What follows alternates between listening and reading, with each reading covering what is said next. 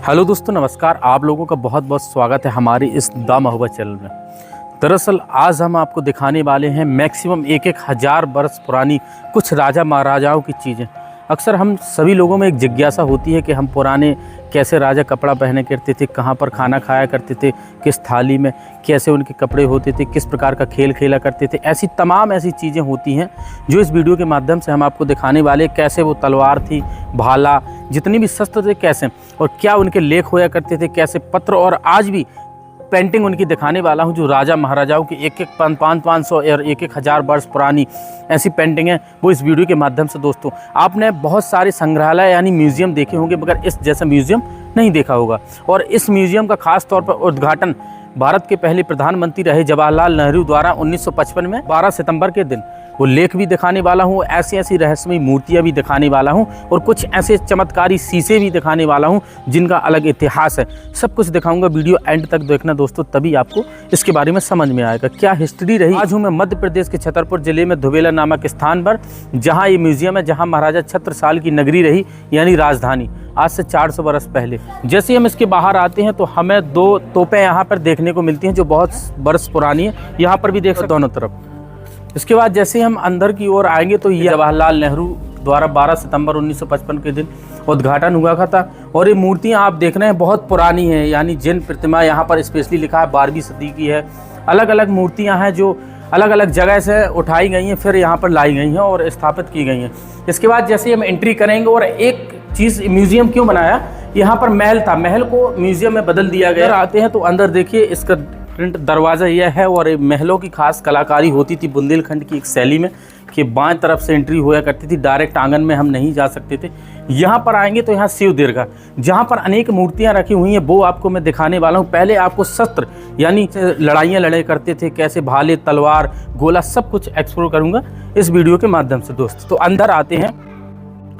अंदर आने के बाद सबसे पहले हमें आंगन देखने को मिलेगा बहुत विशाल, और यहाँ पर देखिए महाराजा छत्रसाल की प्रतिमा बनी हुई है।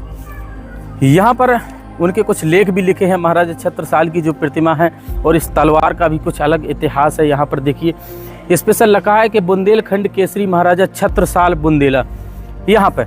और इनके कुछ एक दोहा जैसे प्रचलित होते थे। यहाँ लिखा है कि छत्ता तोरे राज में धक धक धरती हो, जित जित घोड़ा मुख रखें तित तित फतेह हुए। और ऐसा भी बजाते हैं जित जित पग रखे वो तो हीरा हो। और एक कहानी बताई जाती है कि आज भी पन्ना में इन्हीं की वजह से हीरा निकलते हैं मध्य प्रदेश में खास।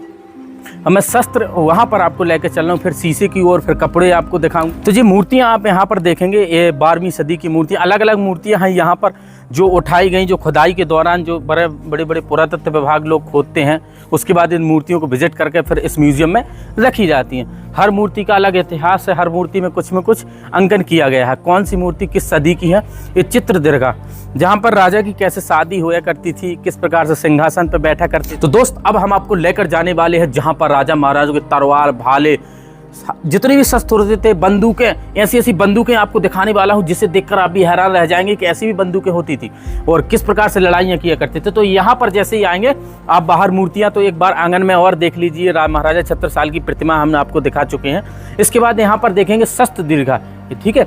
तो यहाँ शस्त्र यानी कि जो उनके हथियार थे यहाँ पर हमें देखने को मिलेंगे। तो जैसे ही हम अंदर एंट्री करते हैं तो एंट्री करके हमें यहाँ से तमाम ऐसी चीज़ें देखने को मिलेंगी।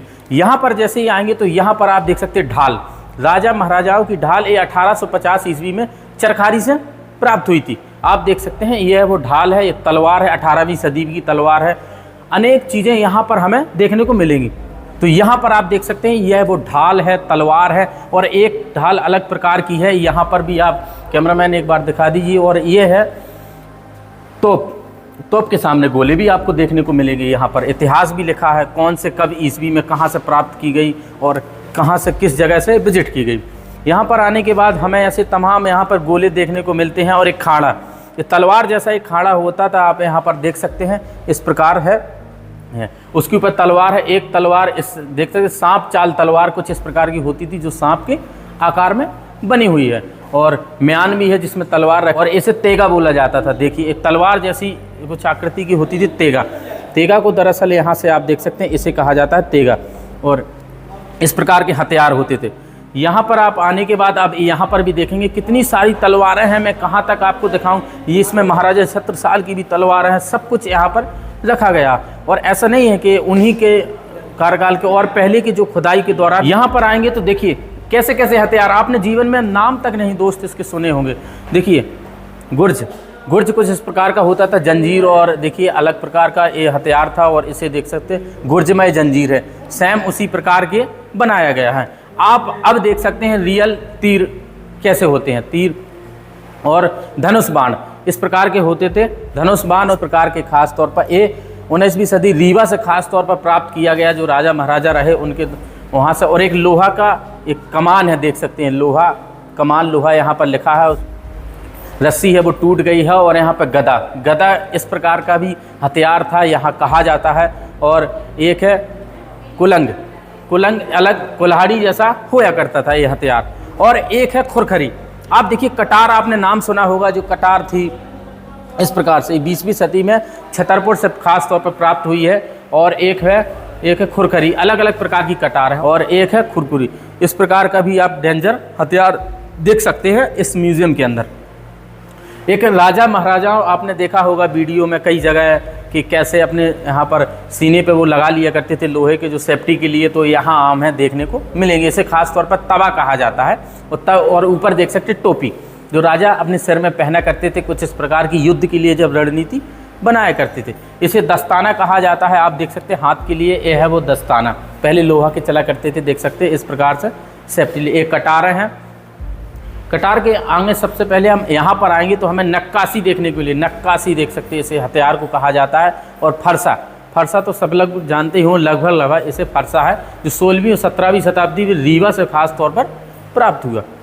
यहाँ पर आएंगे बर्छी, आप देखे होंगे बर्छी कितनी बड़ी है, यहाँ से आप अंदाज़ा लगाइए कम से कम 7 से 8-9 फुट की होगी। एक व्यक्ति भी नहीं उतना लंबा होता है, और उससे ज़्यादा ये बर्छी है। और इसे इस्तेमाल किया करते थे।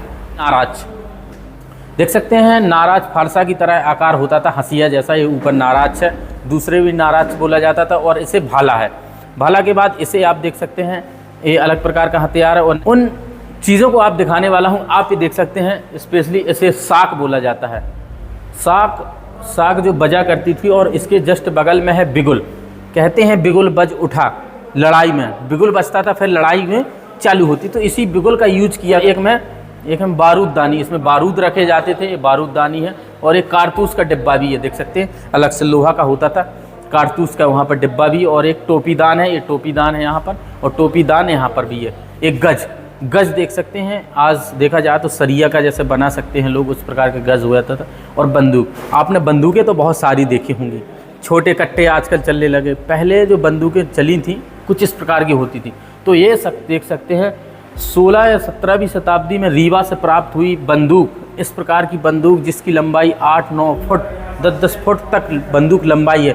आप खुद सोचिए क्या एक व्यक्ति इसे चलाता होगा? नहीं, इसे 2 व्यक्ति चलाया करते थे बंदूक। आप इस प्रकार की बंदूक यूज़ थी। दरअसल एक बार कैमरामैन पास में दिखा दूँ, इस बंदूक कहाँ कारतूस लगा करता था, और लगने के बाद धीरे धीरे यहाँ से आगे की ओर बढ़ते हुए देख सकते हैं लोहे की और लकड़ी का यूज किया गया। इस पंजे का यूज देखना किस प्रकार किया करता था, ये भी हथियार था। और इसे छड़ीदार बंदूक आपने पहली बार देखा होगा। छड़ीदार बंदूक यानी एक छड़ी में धीरे से ऐसे पैदल भी चले जाओ निंगते हुए, और धीरे धीरे देखेंगे तो छड़ी में ही बंदूक का इस्तेमाल किए बनाया गया। और ये लोहे की कुल्हाड़ी तो आप सब लोगों ने देखी होगी। दोस्त अब देखो आप बंदूक, देखिए 16वीं सदी में छतरपुर से प्राप्त हुई बंदूक कुछ इस प्रकार की हुआ करती थी, यानी कि आज से 400 बरस पहले की बात कर रहा हूँ मैं, 400-500 बरस हो चुके, और ऐसी बंदूकें यूज़ में आया करती थी। और इसके बाद ये से इस बंदूक को भी आप देख सकते हैं कितनी बड़ी है, 6-7 फुट की है, इन्हें 2-2 लोग चलाया करते थे। इस बंदूक को भी आप देख सकते हैं कितनी विशाल बंदूक है, आप अंदाज़ा लगाइए 10 फुट हो गई मैक्सिमम। तो ऐसी ऐसी बंदूकें होया करती थी। यहाँ भी बंदूक है अलग अलग प्रकार की, और देख सकते हैं कट्टे। अब हमें देखने को मिलेगी छोटी बंदूक सबसे पहले, तो यहाँ पे आप दिखा सकते हैं छोटी बंदूक को किस प्रकार से। और जो कारतूस होते थे बंदूक के, वो वहाँ पर भी आपको 2 कारतूस हमें देखने को मिलेंगे। यहाँ पर भी इन बंदूकों को देखिए, मोटी मोटी बंदूकें हैं, इसमें थोड़ी अलग डेवलपमेंट है। और ये बंदूक आजकल हमें यहाँ देखने को मिलती है ख़ास तौर पर, और पहले कुछ इस प्रकार की बंदूकें चला करती थी राजा महाराजाओं के ज़माने में, और इनका अच्छा खासा इस्तेमाल होया करता था दोस्तों, बहुत अच्छा। तो देख सकते हैं ऐसे ऐसे हथियार पड़े इस म्यूजियम में, आपको कहीं नहीं मिलेंगे। इसको भी आप देख सकते हैं, इस हथियार को भी बड़े बड़े विशाल मोटे मोटे, अब यहाँ पर मोटे हो गए हथियार, यहाँ पर आप देख सकते हैं इसमें कोई अलग प्रकार की बंदूक थी। ये दिखा दो, आज हमें नहीं देखने को मिलेगी। देखने 18वीं सदी की है, 300 बरस हो चुके दोस्त इस बंदूक को, कुछ इस प्रकार की होया करती थी। यहाँ पर भी हमें बंदूकें, ऐसी बहुत सारी बंदूकें हमें देखने को मिलेंगी दोस्त। यहाँ पर भी देखिए बंदूकें। अब बंदूकों के बाद अब हम देख सकते हैं इसमें जो औजार थे राजा महाराजाओं के, और एक जो तोप थी किस प्रकार की, एक छोटी तोप देख सकते हैं। इन छोटी तोपों का युद्ध में यूज़ होया करता था। यहाँ पर एक अक्सर कई किलों पे भी रखी रहा करती थी, महलों पे भी। तो दोस्तों मैंने आपको शस्त्र दीर्घा यानी जो शस्त्र होते थे राजा महाराजाओं के, बंदूक से लेकर भाले, फरसे, तलवारें, सब कुछ आपको दिखा दिया उस जगह। अब मैं दिखाने वाला हूँ राजा महाराजाओं की पेंटिंग। ऐसी ऐसी पेंटिंग, यानी उस ज़माने में भी 3D पेंटिंग बना करती थी, आप भी देखकर चौंक जाएंगे। और शीशे भी दिखाने वाला हूँ। अब हमें जाना है चित्र दीर्घा। चित्र दीर्घा के अंदर कुछ हमें शीशे मिलेंगे, कुछ पेंटिंग मिलेंगी। महाराज छत्रसाल की भी पेंटिंग देखेंगे, कैसे राजा महाराजाओं की शादी होती थी, कैसा राज अभिषेक होता था, वो इसके अंदर हम विजिट कर कर ही पता करेंगे। जैसे हम इसके अंदर आएंगे तो देखना, यहाँ पर आप देखेंगे कि जैसे राजा महाराजाओं की शादी कुछ इस प्रकार से होया करती थी दोस्तों, पेंटिंग की मदद से हम देख पाएंगे। तो दोस्त यहाँ पर लाना, ये चित्र जो बनाए गए हैं ना, एक खास आपको बता दूँ, फूल पत्तियाँ दोनों का मिश्रण करके इन चित्र में ना तो कोई जब केमिकल चला करता था ना कुछ, तभी आज ये हमें प्योर तरीके से लगभग देखने को मिलते हैं। यहाँ पर आएंगे तो देख सकते हैं कैसे राजा इस हाथी पे बैठे हुए हैं। पास से दिखाना कैमरा में, राजा देख सकते हैं यहाँ पर बैठे हुए, इनकी सेना है और स्पेशली बनाई गई पेंटिंग है। उसी समय एक तरफ जा रहे थे लोग और ऐसे देखते हुए आगे आप देखेंगे हाथी पे अनेक राजा महाराजा सभी लोग, और गाड़ियाँ भी उस समय चला करती थी। तो यहाँ पर आप देख सकते हैं और किस प्रकार का फंक्शन हुए करते थे। राजा महाराजा की एकदम टोली सी चला करती थी, कपड़े भी रंग बिरंगे पहना करते थे अलग अलग टीम के लोग, और आगे यहाँ पर भी राजा थे, कुछ पालकी में थे, ऐसी आगे सेना चला करती थी। चलने के बाद इस महल में कैसे प्रवेश करते हैं, आगे की ओर बढ़ते जाते हैं। उसी समय पर आप देख सकते हैं महाराजा गुलाब सिंह जूदेव की जोधपुर में शादी का जुलूस, यानी जोधपुर में इनकी शादी हुई थी महाराजा गुलाब सिंह जूदेव की। तो यहाँ पर आप देख सकते हैं, इस पेंटिंग को देखना। अब यहाँ पर आना कैमरा में, यहाँ पे आप देखेंगे पेंटिंग, एक बार यहाँ से देखना, इसे गौर करके। ये पेंटिंग आपको दिख रही होगी, शायद हमारे तरफ मुँह कर रही है। अब ऐसे ऐसे धीरे धीरे फ्लिप करते जाना, देखना। अब हम ऐसे ऐसे जा रहे हैं, देखना। जैसे जैसे ऐसे पहुँचेंगे तो अब देखो, अब आश्चर्यचकित आपको ये कर देगी बात। अब देखना, अभी पेंटिंग का मुँह उस तरफ था, देखकर मिल रही थी 3D पेंटिंग। अब इस तरफ चेहरा ऐसे लग रहा है जैसे हमारी तरफ देखा जा रहा हो। एक बार और कैमरामैन घुमा के देखना, इस 3D पेंटिंग की क्या पहचान है। इसे कहते हैं पेंटिंग, और इसमें लिखा है, देखिए हमारा चेहरा अब इस तरफ हो गया। 3D पेंटिंग इसे कहा जाए, तो उस समय भी यूज में आया करती थी। पहले उस तरफ था चेहरा, ऑटोमेटिक मुड़ गया। और यहाँ पे लिखा है गोविंद राम दास उदयभान, और फोटोग्राफ जयपुर, और 1920 की कुछ पेंटिंग है ये दोस्त, इसमें सन लिखी हुई है उस समय की। यहाँ पर आएंगे तो यह है बुंदेलखंड केसरी महाराजा छत्रसाल की पेंटिंग। आप देखिए, यह उनकी रियल पेंटिंग है और यहाँ पर उनकी दर्शाई गई है, स्पेशल जगह पर रखी गई है। यहाँ पर आप देख सकते हैं महाराजा छत्रसाल कुछ इस प्रकार से दिखते थे, जिन्होंने अलग ही नाम कर रखा और मुगलों के नाक में दम कर दिया था इन्होंने। और 20-25 सैनिक लेकर हजारों की सेना को इन्होंने बिल्कुल पूरी तरीके से ध्वस्त कर दिया था। यही वो राजा है बुंदेलखंड के महाराजा छत्रसाल केसरी, जिन्हीं की जगह में यानी ज़मीन में ही म्यूजियम बना है। उन्हीं का सब कुछ यहाँ पर देखने को मिलता है। यहाँ पर आते हैं तो यहाँ पर भी हमें राजा महाराजाओं के जो शौक थे यहाँ पर देखने को मिलते हैं। अब एक और पेंटिंग अब मैं दिखाने वाला हूँ 3D वाली। कैमरामैन ने यहाँ पर आना, अब देखना। अब हम कोने पे खड़े हैं, ये राजा महाराजा जी हमारी तरफ देख रहे हैं, फोटो में हमारी तरफ देख रहे हैं इस पेंटिंग में। अब मैं धीरे धीरे अब ऐसे जाऊँगा देखना इस तरफ। अब ये राजा महाराजा जी फिर से हमारी तरफ देख रहे हैं। ये चमत्कार है या रहस्य क्या है इस पेंटिंग का, मुझे तो पता नहीं। और अभी की सब पेंटिंग है, ज़्यादा पुरानी नहीं है। महाराजा श्री गुलाब सिंह जूदेव हैं, देखना, जो मैंने अभी दिखाई थी शादी की उनकी पेंटिंग थी। तो यहाँ पर इस पेंटिंग की खास कलाकारी, जिस तरफ आप जाओगे उसी तरफ इनकी आँखें रहेंगी, ये बहुत अद्भुत कर देती हैं यहाँ की चीज़ें। तो यहाँ पर भी आप देख सकते हैं महाराजा अरिमर्दन सिंह की जो पेंटिंग है 1920 में बनाई गई है। वैसे चूँकि विनोद दीर्घा, जहाँ पर अनेक प्रकार के शीशे रखे हुए हैं जो अलग अलग भिन्न भिन्न तरीके से हैं, और कुछ शीशे यहाँ से बता रहे निकाल दिए गए, उनका अलग ही इतिहास है। मैं तो सबसे पहले ये शीशा दिखा दूँ। राजा महाराजाओं के ज़माने में कुछ इस प्रकार के शीशे भी चला करते थे। तो यहाँ पर आएंगे तो हमें यहाँ पर व्यक्ति बहुत छोटा दिखाई देता है और थोड़ी मोटा हो जाता है। यहाँ पर आप बाकायदा साफ देख सकते हैं मुझे इसमें। और इसके बाद जैसे ही मैं यहाँ पर आऊँगा तो यहाँ पर आप देख सकते हैं अब मैं 2 पार्ट में बढ़ चुका, यानी बीच के ऊपरी हिस्से में दिखाई दे रहा हूँ। यहाँ पर देखना इस शीशे की कलाकारी, कैसे इस शीशे को बनाया होगा, आप भी ताजुब लगेगा आपको शायद यहाँ देखकर। इसके बाद जैसे ही मैं यहाँ पर आऊँगा तो इसमें भी बहुत अब और मैं छोटी आकृति में, यानी कि एक बौने आकृति में दिखने लगा हूँ यहाँ पर। यहाँ के बाद हम जब इस शीशे में आएंगे तो इसका नाम तो नहीं है, इस शीशे में भी मैं थोड़ी अलग टाइप में, यानी कि अब मोटा हो गया हूँ बहुत ज़्यादा। और यहाँ पर आप देख सकते हैं किस प्रकार की अलग चित्रकारी है, इसे देखकर इंसान भी हैरान रह जाएगा। यहाँ पर देखेंगे तो यहाँ पर मैं बहुत विशाल फोटो मेरी यहाँ पर दिखाई दे रही होगी आपको शायद यहाँ कैमरे में, मुझे तो ठीक से दिखाई भी नहीं क्योंकि चकाचौंधी मतलब अजीब सा यहाँ पर लगता है देखने में। मैं बहुत मोटा हो गया और बहुत विशाल हो गया, बहुत हैवी इसमें दिख रहा हूँ, आपको शायद दिख रहा होगा। तो इस शीशे का ये अलग है कंफ्यूजन। और यहाँ पर ये नॉर्मल शीशा दिखाया गया है कि लोग अपनी इस जगह पर आकर भ्रमित ना हो जाए कि मैं मोटा हो गया, कहीं छोटा हो गया, कहीं लंबा हो गया, कहीं टेढ़ा। पर हर प्रकार के शीशे हैं। और यहाँ पर मैं बहुत पतला दिखाई देता हूँ, देखिए कितना पतला हो गया, मैं बहुत लंबा हो गया, कितनी सारी लंबाई मेरी बढ़ गई। तो इन शीशों को कैसे बनाया होगा मैं भी लॉजिकली चीज़ सोचता हूँ। और इस शीशे में तो मैं देख भी नहीं सकता किस प्रकार से, इतनी किसी में दृष्टि नहीं है इसकी, अगर 1-30 सेकंड इसे के देख ले, मेरी हिम्मत नहीं है। ऑटोमेटिक अजीब सा यहाँ पर लग रहा है इस शीशे में, कोई भी नहीं इसमें देख सकता। शायद कैमरे में कैप्चर हो रहा हूँ, मैं आंखें मीच के खड़ा हूँ दोस्तों। यहाँ पर ऑटोमेटिक पता नहीं अजीब सी जैसे हज़ारों बल्ब की लाइटें आगे लग रही हूँ, तो मुझे हिम्मत नहीं है देखने की। तो पीछे से शायद आप यहाँ पर देख रहे होंगे। तो अब ये देख लिया। अब मैं राजा महाराजाओं के कपड़े आपको दिखाने वाला हूँ, वो बर्तन को दिखाने वाला हूँ जहाँ खाना खाया करते थे महाराज।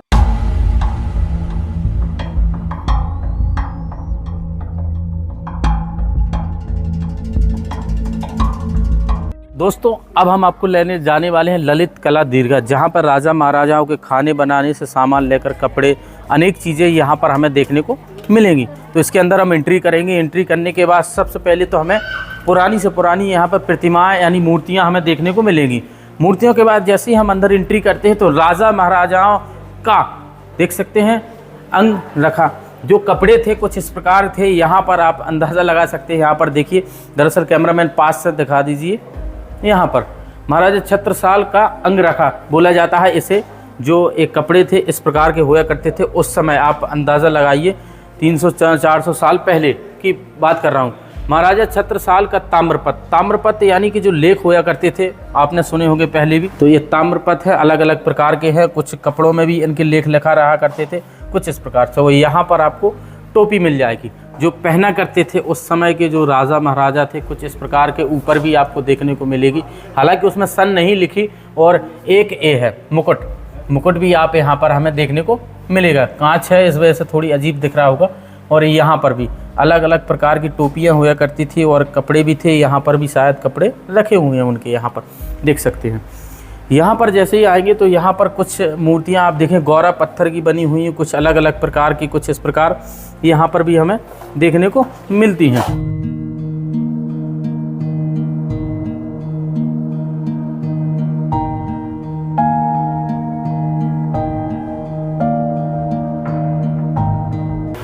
जिसके बाद जैसे ही हम दूसरे अलमारी में देखेंगे तो यहाँ पर भी हमें कुछ इस प्रकार का जो चीज़ें थी हमें देखने को मिलती हैं, अलग अलग प्रकार की जो सजावट के लिए है। कुछ उस प्रकार की देख सकते हैं चक्कू टाइप में भी हमें देखने को मिलती हैं। अलग अलग प्रकार के कुछ पत्थर है, कुछ कुंडल भी हैं यहाँ पर। कुंडल के बाद यहाँ पर शंख जैसे यहाँ पर सब कुछ यहाँ पर देखने को मिल रहा होगा। कुछ चीज़ें तो समझ में नहीं आ रही क्योंकि यहाँ लिखी नहीं है। और थाली देखिए किस प्रकार की होया करती थी उस समय। यहाँ पर खास थाली को भी यहाँ पर देख सकते हैं। इसमें दूसरी थाली है जो खाने के यूज़ में भी लाया करते थे। यहाँ पर भी कोई पानी रखने के लिए कुछ तो ऐसे लगते चांदी जैसे बर्तन हो। और यहाँ पर भी आप देखिए अलग अलग प्रकार। अब इसके बाद यहाँ आएंगे, ये नीम अस्तीन बोला जाता है इन कपड़ों को। यहाँ पर देखिए ये छोटे महाराजा के कपड़े थे, यानी बच्चे जैसे लग रहे हैं, उनके कुछ इस प्रकार के होया करते थे। इन कपड़ों को भी एक बार नज़र फैलाइए। राजा महाराजाओं के कपड़े थे, कुछ इस प्रकार के होया करते थे दोस्त। यहाँ पर भी आप देख सकते हैं इस वस्त्र को इस ऐसे होया करते थे दोस्तों। देख सकते हैं अर्ध अर्ध लिखा है, अभी है क्या। यहाँ पर शंख हमें देखने को मिलेंगे कई प्रकार के। यहाँ पर पास ये यहाँ देखिए शंख के बाद शंख कहाँ से लाए होंगे, समुद्र में मिलती है। आगे आया तो जामा कामदार बोला जाता है इस वस्त्र को। जामा कामदार यानी कपड़े कुछ इस प्रकार के हुआ करते थे राजा महाराजाओं के। यहाँ आप देख सकते हैं इस म्यूज़ियम के अंदर। हालांकि हमें कई म्यूज़ियम हमने कवर किए, मगर जैसा सामान यहाँ पर रखा है पुराने ज़माने का, वो अधिकतर यहीं पर हमें ज़्यादा दिखता है। और बहुत पुराने यहाँ पर मूर्तियाँ भी यहाँ पर देखिए किस प्रकार से हैं, बनाई गई हैं अलग अलग खेल खिलौने जैसे आकार में। दोस्त यहाँ पर आएंगे, यहाँ आजकल इस वस्त्र को आजकल बोलते हैं। आजकल जैसे ठंडियों में लोग पहनते उस प्रकार का वस्त्र है, इसे आजकल के नाम से जाना जाता था। और ये 19वीं सदी का है, खास स्पेशल इस प्रकार के वस्त्र पहना करते थे। यहाँ पर आते ही जैसे हम यहाँ पर आएंगे तो यहाँ पर आप देखिए हुक्का, राजा महाराजाओं के हुक्के ट्रॉफी जैसे देख सकते हैं, जैसे ट्रॉफी है उस प्रकार के ये बने हुए कुछ मूर्तियाँ बनी हुई हैं। यहाँ पर अलग अलग प्रकार के जो बर्तन थे यहाँ पर हमें देखने को मिल रहे हैं। तो हुक्का है यानी लगाया जाता है, हुक्का है। हुक्का का ये पाइप होता था बहुत लंबा, इसके देख सकते हैं बहुत लंबी है, कम से कम 15 फुट का होगा, मैक्सिमम 15 फुट का होगा। देख सकते हैं इस प्रकार के हुक्के यूज किया करते थे, एन दूरी पर रखे रहते थे, राजा महाराजा लोग पिया करते थे ये हुक्का। तो देखिए उनके शौक भी कुछ अद्भुत थे, अलग थे। और अब यहाँ देख सकते हैं इस वस्त्र को, इसे बोला जाता है लवादा। ये चरखारी से खास तौर पर 20वीं सदी में प्राप्त हुआ। वहाँ पर देख सकते हैं कुछ इस प्रकार की बनावट है इस कपड़े की, जिसे लवादा नाम से जाना जाता था। तो देख सकते हैं उस समय नाम भी बहुत अजीब थे, और कपड़े तो देख सकते हैं बहुत अद्भुत ही अंदर से अलग प्रकार के देखने को मिलते हैं। यहाँ पर भी आएंगे तो यहाँ पर भी देख सकते हैं जो अलग अलग सामान है, बोतल, अलग अलग प्रकार की चीज़ें रखा करते थे, अलग अलग शौक थे। कुछ बक्से भी यहाँ हमें देखने को मिलते हैं राजा महाराजाओं के, देख सकते हैं इस म्यूज़ियम के अंदर। और यहाँ पर जैसे ही हम आएंगे तो अब हम बर्तन देखने को हमें मिलेंगे, जैसे बर्तन होते हैं उसी प्रकार से यहाँ पर देख सकते हैं बर्तन छोटे छोटे। छोटा मटका देख सकते हैं, सुराही जैसे आकार में छोटी छोटी प्लेटें भी यहाँ देखने को मिलेंगी। और यहाँ कुछ गौरा पत्थर से बने हुए, तो कुछ अलग कुछ मेटल से बने हुए हैं पदार्थ से देख सकते हैं। हर चीज़ का अलग महत्व है और अलग अलग प्रकार से चीज़ें बनाई गई। और यहाँ पर ये मूर्तियाँ हैं। मूर्ति के बाद अब हम खिलौनों की ओर बढ़ेंगे। यहाँ पर देख सकते हैं राजा महाराजा थे, यहाँ पर मेडल है शायद ही दिया करते थे, और लोगों को जैसे कोई प्रतियोगिता चल रही हो। और यहाँ पर इस चीज़ को देखिए, देख सकते हैं शतरंज, और आगे रहल रखा है वो अलग, और ऊपर देखना सिक्के। अब हमें यहाँ पर आप यहाँ पर देख सकते हैं, यहाँ पर अलग बने हैं, घोड़े वाला पैसा भी बना है। अब यहाँ पर बर्तनों पे एक बार ज़रूर नज़र डालें, देख सकते हैं सुराही, कप, गिलास, सब कुछ हमें यहाँ पर देखने को मिल रहे हैं। कटोरी कैसे होता थी, ये मछली।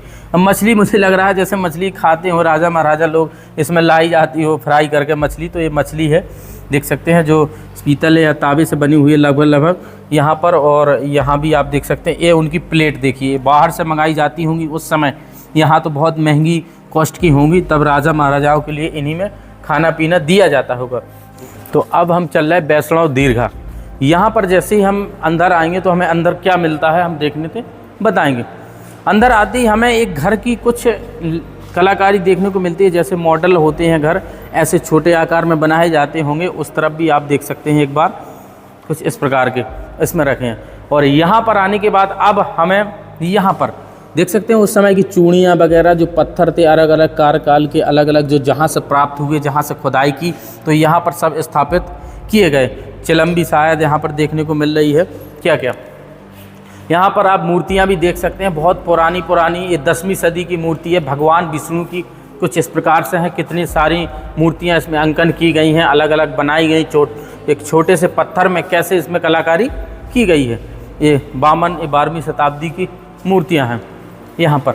अब यहाँ अगर हम ईंटों की अगर बात करें कि कैसे ईंटा चला करते थे, किस प्रकार के जो बर्तन थे, बर्तन के तोड़ फोड़ यानी जो खुदाई के दौरान प्राप्त हुए, तो यहाँ पर हम देख सकते हैं चंदेल कालीन, यानी 10वीं कालीन, यानी आप अंदाज़ा लगाइए 10वीं सदी की, यानी 1000 वर्ष पुरानी बात कर रहा हूँ मैं। इस प्रकार की ईंटें चला करती थी चंदेल काल में, आला उदल के ज़माने की बात चल रही है उस समय। तो उस तरफ भी हर ईंटों का अधिकतर जो लिखा है वो मैं आपको बता दूँ यहाँ पर। इसके बाद जैसे ही हम यहाँ पर आएंगे और देखेंगे हमें मिल क्या रहा है यहाँ पर। तो इस प्रतिमा को भी, यज्ञ वेदी को देखिए, कुछ इस प्रकार की यज्ञ वेदी होया करती थी पत्थर की। जो 10वीं सदी में छतरपुर से प्राप्त हुई है। यहाँ पर कैसे मूर्तियाँ अंकन की गई हैं यज्ञ वेदी में यहाँ पर। और यहाँ पर आने के बाद गणेश प्रतिमा और इन चीज़ें देख सकते हैं। यहाँ पर हमें मूर्तियाँ ही मूर्तियाँ देखने को मिलती हैं। दोस्तों आपको शिव दीर्घा के अंदर ले जाने वाले हैं और यहाँ पर हमें क्या मिलता है, सारी मूर्तियाँ यहाँ पर देखने को मिलेंगी जो पत्थर में अलग अलग प्रकार से नक्काशी की गई है। यहाँ पर एक बार गौर से देखनी, ये 10वीं सदी की मूर्ति है, अलग अलग जगह से खुदाई की गई अलग अलग, तो यहाँ पर लाकर स्थापित की गई। ये ताड़नी मूर्ति है। यहाँ पर आप देख सकते हैं किस प्रकार से कितनी सारी प्रतिमाएं बनी हुई हैं यहाँ पर मूर्ति में देखना। तो यहाँ चारों तरफ से देख सकते हैं, कुछ भोपाल से लाई गई, तो बहुत दूर दूर से यहाँ पर लाकर। अब मैं आपको लिपि के बारे में बात करूँ तो उस समय देख सकते लिपि यानी किस प्रकार की थी। ये है नागरी लिपि का विकास, ऐसे हुआ। तो देखिए ये इस प्रकार के लेख होया करते थे, ऐसे लिखा करते थे लिपि। ये बहुत साल पुरानी है, ये थी वो लिपि। पढ़ने के लिए यहाँ पर काखा घा लिखा है, तो कैसे कौन काल में क्या बोला जाता था। तो एक बार और गौर से, तो एक बार इस लिपि पर गौर करना दोस्त। इस लिपि में देखेंगे आ को कौन काल में क्या कहा जाता। तो अलग अलग प्रकार के कैसे आ का डेवलपमेंट हुआ और आ आने के बाद धीरे धीरे धीरे धीरे ऐसे ऐसे बदलते बदलते गया तक यहाँ आपको खास दिख रहा होगा। यहाँ चारों तरफ मूर्तियाँ ही मूर्तियाँ रखी गई हैं और हर मूर्ति का अलग रहस्य और बहुत कुछ हमें देखने को मिलता है। अब हम चल रहे हैं और एक और पॉइंट है जो खास दिखाने वाला हूँ, जैन लिपि कुछ दिखाने वाला हूँ जिसे देखकर अब हम आपको दिखाने वाले हैं शिलालेख, यानी कि कौन से काल में क्या लेख मिले, कहाँ से प्राप्त हुए, किस प्रकार के। क्योंकि उस समय के जो राजा महाराजाओं थे बड़े बड़े पत्थरों में लेख लिख गए हैं, वो यहाँ से लाकर फिर यहाँ पे स्थापित की। तो यहाँ पर भी आप देख सकते हैं सती स्तंभ लेख है, यहाँ पर स्पष्ट लिखा सती स्तंभ लगभग 14वीं सदी का है। नेवास देवसर रीवा से एक खास तौर पर प्राप्त हुआ। हर जगह अलग अलग इतिहास लिखा है, यहाँ पर भी लेख। अब हम लेख के कमरे में घुसे हैं तो आप देखेंगे क्या क्या लेख हमें मिलते हैं। यहाँ पर आएंगे तो देख सकते हैं अनेक लेख हमें यहाँ पर देखने को मिलते हैं। यह है कस्तूरा शिलालेख, 1192 का लेख है। मुझे कुछ समझ नहीं आ रहा है इसमें लिखा क्या है, हर वर्ड अलग अलग प्रकार से इसमें आपको भी शायद देखने को मिल रहा होगा। इसका कोई पूर्ण रूप भी नहीं, हमें इसकी कोई भाषा ही नहीं समझ में आ रही, आखिर उस समय क्या है। ये 13वीं सदी का लेख है, इसका भी कुछ अलग प्रकार से डिजाइन है, लिखा है और इसके वर्ड कुछ समझ में नहीं आ रहा है। यहाँ पर देखेंगे कर्कदेव का गुर की शिलालेख, यानी ये है 1089 से 49 ईस्वी की बात कर रहा हूँ। ये 1087 यानी कि 950 बरस से अधिक हो चुके तब का शिलालेख है। और किस प्रकार से लिखा गया है एक बार कैमरामैन पास से दिखा दीजिए, मुझे तो समझ में नहीं आ रहा है। का सा ला कुछ समझ में थोड़ी थोड़ी आ रहा है, मगर एक वर्ड में मिला नहीं पा रहा हूँ इस लेख के। इस लेख को हम देखेंगे तो यहाँ पर देखना है कि कोई भाला लिए है, आगे देख सकते हैं घोड़ा किस प्रकार से एक पे सवार होता है, यानी कि उसे मार रहा है। किस प्रकार से युद्ध को ये दर्शाया गया है इस लेख में पर। और इस लेख को भी देखिए जो सेम उस तरफ लिखा है वैसे ही इसमें लिखा हुआ है दोस्तों।